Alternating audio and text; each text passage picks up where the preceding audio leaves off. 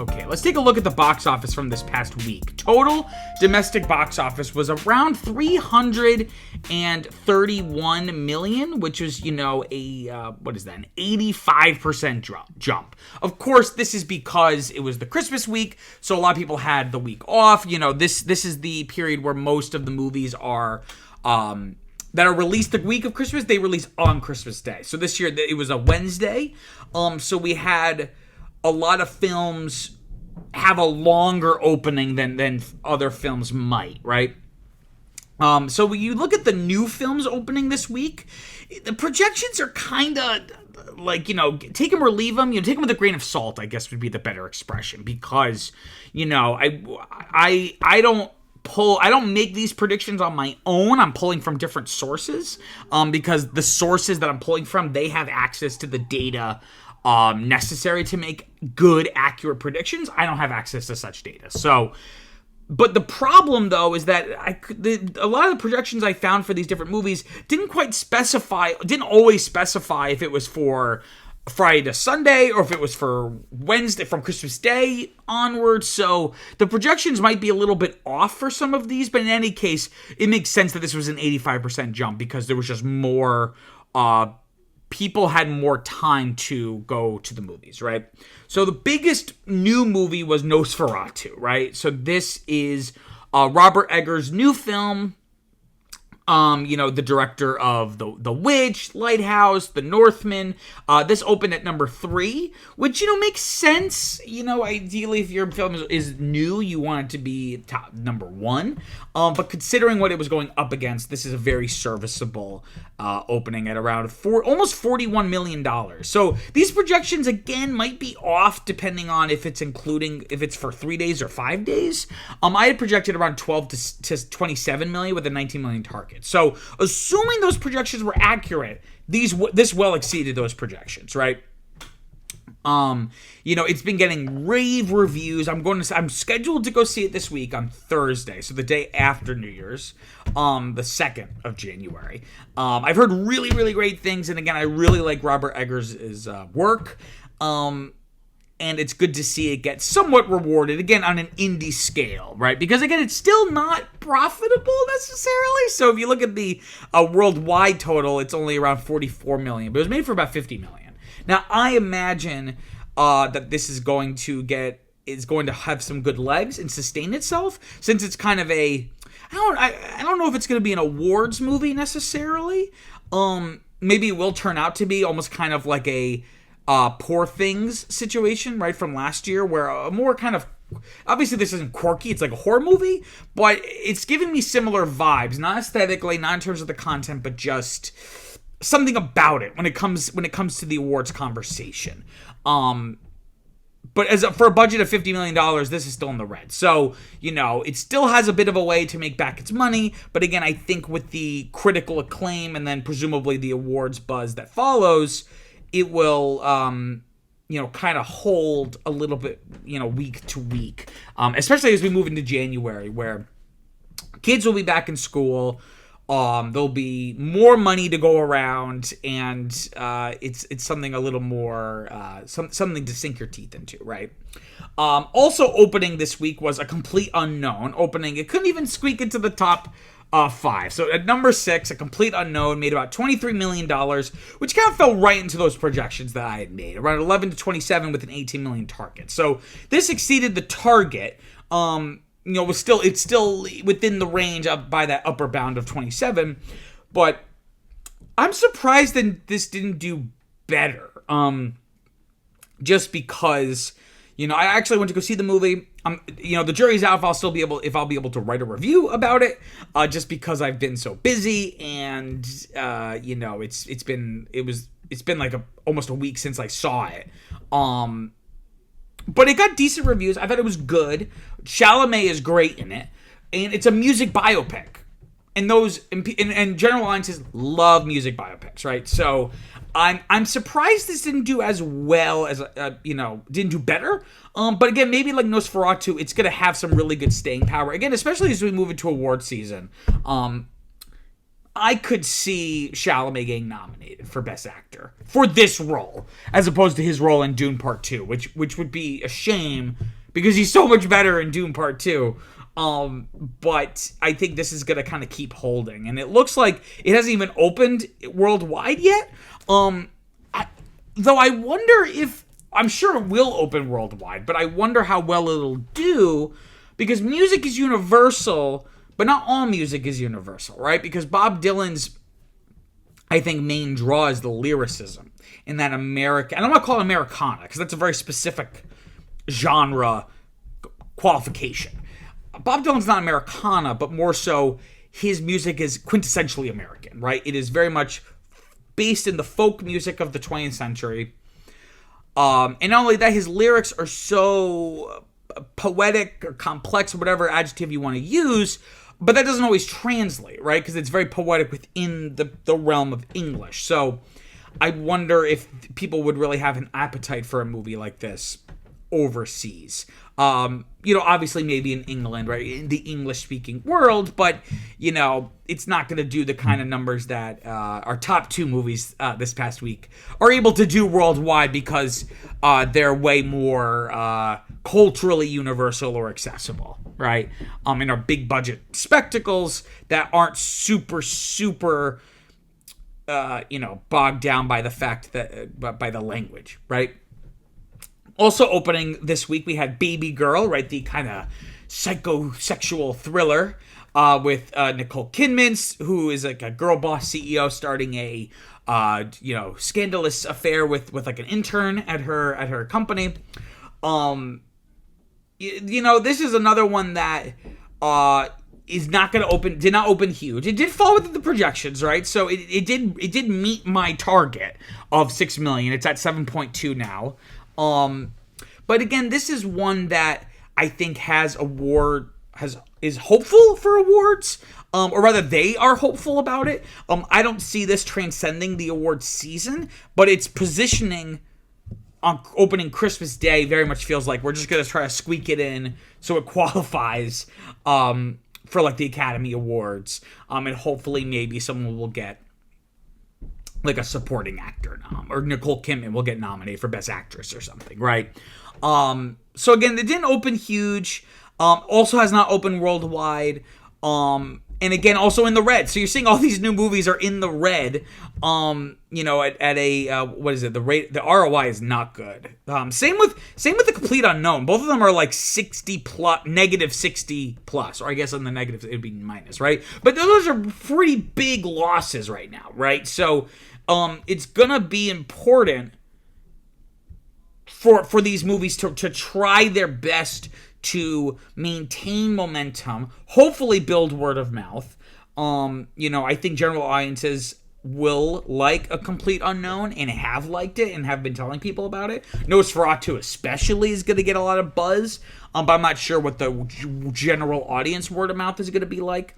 Baby Girl, I feel like fits neither. Baby Girl is like too idiosyncratic for general audiences, but maybe a little too sensationalized for more sophisticated audiences. So I've yet to see it. Hopefully I'm able to catch it this in the next couple of weeks, but it is positioned well to do well, but it's the jury's still out. Of the three new films I've talked about, it's the one with the least chance of being able to make back its budget.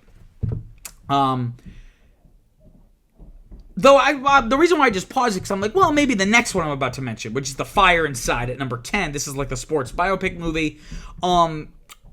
Also very much in the red. So if you look at the ROI, it's also like negative 60 plus, right? But again, the projections were modest, and it met the projections. It just barely passed my target of 4 million at 4.3-ish. Again, also has not opened worldwide, but if you notice, it has a much smaller budget. So at only 12 million. So this could, of all of the three, this one is the one that I always point out every week of the films that really just feel like they were meant for direct to streaming, but they're like, okay, let's just release it in theaters. Let's make as much money as we can, because we were already going to release it just onto streaming anyway. So let's just see how much money we can make. So, this could do okay the next couple of weeks. Again, it's all about finding your niche. And right now, there's really no other film like it. And I think, interestingly about this top 10 is it's a very diverse bunch, right? They all more or less fill different niches. There are a few, and we'll talk about the ones in particular, that do kind of overlap in terms of their audience focus. But usually it's two over here overlapping, and then two over here overlapping. Like, you have a lot of choice here as the consumer. And let's kind of use that as a good segue, if you will, to talking about this number one. So Mufasa, the Lion King. So this opened last week, and this and Sonic the Hedgehog 3 have switched places. So last week, Sonic opened bigger than Mufasa, but Mufasa now has kind of flipped the script here. So in its second week, it brought in a little under 78 million, which was a 120% jump, right? So that 85% jump for the entire week, owes a lot to Mufasa here. And I think why this has happened is because Mufasa is way more accessible. Sonic the Hedgehog 3 is, and this is very reductive, and this is not true in a real human sense, but just from like a marketing perspective. Sonic is for young boys, right? Whereas Mufasa can kind of be like for the whole family. Not to say that Sonic 3 doesn't have elements that make it appealing for the entire family, but Mufasa, there's a lot less convincing that probably needs to happen, right? It's a big budget. It's lions, and there's fighting, so that'll be good for the boys. There's also a romance, and there's songs, so that'll be good for the girls. And again, of course, this is very reductive because, of course, I was the kind of boy where I would have preferred the singing and the romance as a kid versus the fighting necessarily, right? So this is not, I'm not trying to be reductive and gender this kind of stuff, but from a marketing perspective, Mufasa, for general audiences, Mufasa seems to be, earning its name of Mufasa the Lion King, right? This brings its domestic total to about 113 million. So it's actually already, just in 2 weeks, already has, made a decent amount of money. Or rather has had a decent amount of legs. I mean, it's already in that green zone just after 2 weeks. And worldwide, it's made $327 million. Again, off of a $200 million budget, so it's still, it's past that initial threshold, but ideally you want to double that budget, right? But that's very impressive for a movie that the critical consensus seems to be that it's more or less mediocre. I saw it. I thought it was a little bit better than critics were giving it credit for. I thought it was a net positive, but it was only okay. Like, I don't know if I'll ever watch it again. But there were actually there was quite a lot of bright spots of like, oh, that's interesting. Oh, that could be cool. Oh, if that had been done this way, that would have been even better. So maybe audiences, now that you have families off for Christmas, they were like, let's go see something that'll be fun for the whole family. Though, again, Sonic 3 did not fall that much short, right? So at second place, it opened, not opened, but this week it brought in about 76.5 million. Only a 27% jump from last week. Again, is starting to have some decent legs already, but not as good as Mufasa. And notably, if you look here at the difference, so Sonic 3 has made more domestically, but less worldwide. So what that's telling me is that international audiences find Mufasa more appealing because, again, it's like a little more universal, where Sonic 3, despite being based off of a Japanese video game, the movie feels very American. Whereas Mufasa feels a little more transcendent, if you will. And that word feels a little... it's not transcendent maybe in the typical use of the word, but rather it transcends those national cultural barriers, right? And notably, it was made for way less than Mufasa, right? It was made for 122 million. So the percent return is better. Despite having made less worldwide than Mufasa, it actually is closer to making back its money. And ultimately, that's the name of the game. Higher risk, higher reward. In this case, Sonic 3 took the lesser risk. And so far, that's paying off for them. Still in the top 5, we have Wicked dropping from a 3rd to 4th place now in its 6th week. This has had very, very strong performance. So it brought in just a little under $40 million for the week, a 57% jump. This thing is a powerhouse, and it deserves to be a powerhouse. It's brought in about $425 million domestically, and worldwide it's brought in about $635 million off of just a $150 million budget. So it's already well within the green zone. It's already making back its money. This is one of the best films of the year, if not the best film of the year, in my humble opinion. And it just couldn't happen to a better film. And it's good for the genre of movie musicals. Maybe not good in the long term, because what this is gonna mean, or I don't know if it would be short term or long term, but I'm sure this will inspire. Because again, if I could tape one lesson on a wall of lessons, right? Maybe if I one day have more money, I'll create a nice background instead of just my apartment. The big thing will be Hollywood always learns the wrong lessons from success and failure. So the lesson is going to be more musicals, especially musicals that are already popular. And they're just going to churn out a bunch, and they're not going to be very good, and it's going to ruin the genre again.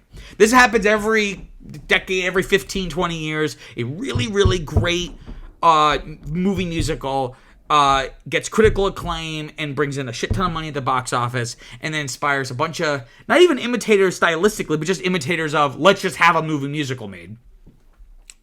They're underwhelming. It kind of kills the genre. And then the whole thing starts up again 10, 15 years later. So we're probably seeing that here. So who knows, what the effect is, but that's my guess, is that we're just gonna get a shit ton of shitty movie musicals. And again, I think all of this to say is that I'm just happy that it's above Moana 2. So Moana 2, also still in the top 5, dropping from 4th to 5th place. It's 5 weeks now. Again, only a little bit less than Wicked this week, around 36 million. Bigger jump, though, 66%. And what's interesting about this, it's kind of like the Mufasa situation, where this has made less domestically, but it's made more worldwide. Again, I think just because it's a little more accessible. I think globally, if you want to make a shit ton of money globally, it needs to be a big visual effects spectacle or an animated film. Because those are just going to work way better overseas. Because even if some of the cultural, signifiers are lost in translation, you still get the spectacle of seeing the images, right? This has not had the same legs, if you will, as Wicked has. But to be fair, it has been out for one less week. But again, worldwide, it's making more money. And they both had about the same budget. So this is also very, very profitable, and it's shaping up to, I think, be in the top 5 domestic films of the year. Maybe even the 3rd, if I'm not mistaken. And then also still continuing here, for its 6th week, it opened the same weekend as Wicked, is Gladiator 2. It dropped out of the top 5 from 5th to 7th place. Brought just a little over $9 million. A very small jump. But decent legs, right? So this is a movie that was a little bit of a, I don't want to call it disappointment financially, but it felt like there was this really big buildup with the marketing campaign, and then it just kind of right? So considering that, it's been holding out pretty well, right? So it opened around 55 million domestically, and it's made about 163 million. So 2/3 of the box office have been made after the opening, which is pretty good. And then worldwide, it's made about 435 million, right?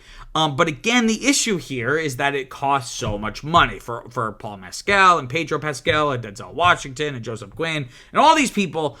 So it's luckily made has reached the budget. It just needs to double the budget now. So we're so close, but I'm not sure if it's going to make it. My gut is telling me no, because it's at 89% return right now. And last week it was at 76. So maybe, unless it has a couple more markets to open in, I'm not sure. But again, this one will end up being a decent profit down the road with rentals and streaming and all of that good stuff. So this is the last full week of the year.